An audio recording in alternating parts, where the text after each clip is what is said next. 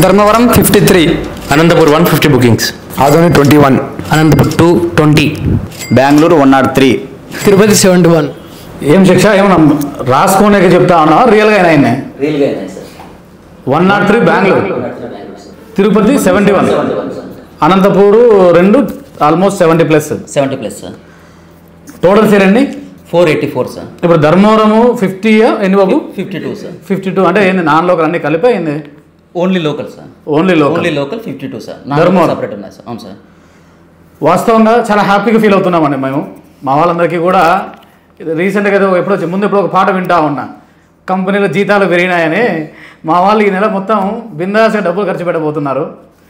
Expect చేయలేదండి ఇంత sale. కేవలం రీసెంట్గా స్టార్ట్ చేసాం, తిరుపతి కానీ బెంగళూరు కానీ రెండు కూడా ఎక్స్పెక్ట్ చేయలేదు అసలు. ఇంత నెంబర్ అన్ఎక్స్పెక్టెడ్గా స్టార్ట్ చేసాం. ఒక 20-25 అనుకున్నా. తిరుపతి అస్సలు ఎక్స్పెక్ట్ చేయలేదు. మీ అందరికీ ఇంకా దగ్గర అవ్వబోతున్నాం, చాలా బ్రాంచెస్ ఓపెన్ చేయబోతున్నాము. నాకు బిజినెస్ అంటే ఒక అడిక్షన్ లాగా ఫీల్ అవుతూ ఉంటారండి. బిజినెస్ అనేది ఒక ప్యాషన్, అదొక ఇది అనేది ఉండాలని చెప్తే అంటుంటామే. ఇటు చూస్తే వీళ్ళందరూ కూడా ధర్మవరం పిల్లలు, వీళ్ళంతా కూడా అంత చిన్న ఏజ్, ఇక్కడి నుంచి వచ్చి ఎక్కడికో వచ్చి చేస్తూ ఉన్నాం ఇంత బిజినెస్.